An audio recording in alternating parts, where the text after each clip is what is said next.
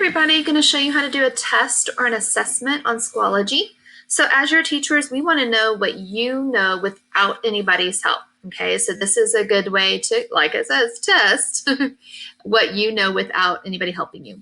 Okay, so when you are doing it and it's a reading test, it might not have audio because we want you to see if you can read the words to figure out the questions. If it's a math test, it might have some audio buttons for you to click on so that it can read you the directions, and then you would do your math the best that you could.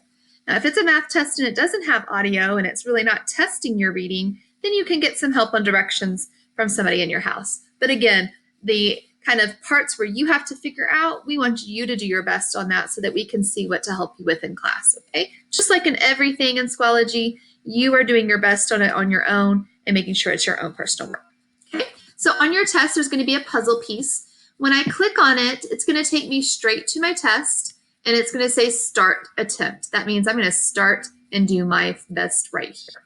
Okay? There are directions sometimes here. This one's just saying don't do it because Ms. Drews is making video, but there would be just instructions here as well. Okay, so when I'm ready, I go ahead and take and I start. Now, before I start this test, I am going to let you know that if you happen to have to X out because something happened or you got kicked off on technology accidentally, because we know that happens too, your screen might look like this when you log back in. And it tells you, hey, you're still in progress. You can still go back and finish it because we know you didn't get to click submit at the end. So it's okay to click resume. That means you're going to keep on going. Okay, so don't worry if you were in the middle of a test and you get kicked out, or in the middle of a test and your parents are like, wait, I need you to come do this instead. You can always go back in.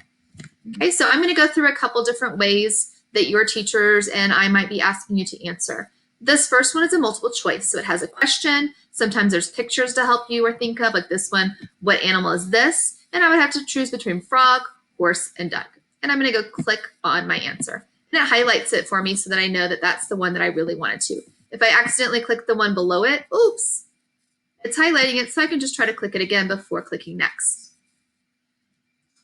All right, then you got a true false one, so it's very similar, but it's just a true false. True means it's real, false means that's the right answer. Okay, like this one, Ms. Drews is awesome. You better be thinking true with me. All right, so again, it's highlighted, so I know that it's right, and I click on next. And I can see where I'm at, and I can always go back to a question like, oh my gosh, I forgot when I did that frog one.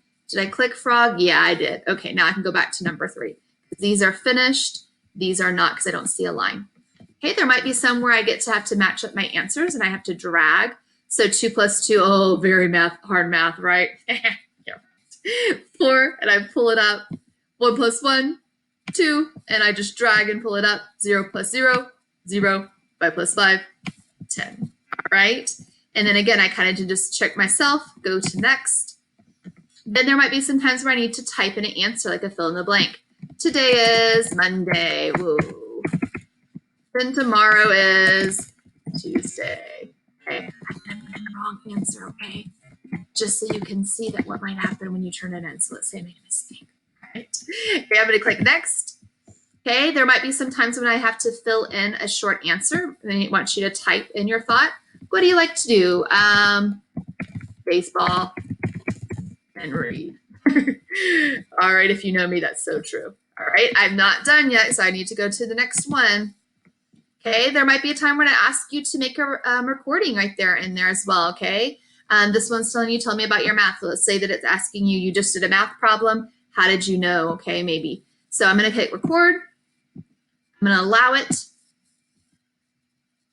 And it's telling me counting down. And there I come.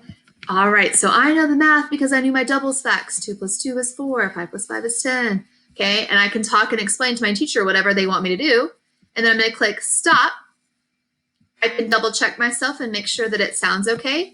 Before, now I'm all finished, I'm going to go review. That means I can go check and double check myself, okay? I can double check to make sure I have all of them answered. If I wanted to go back to a question, I can go back to a question.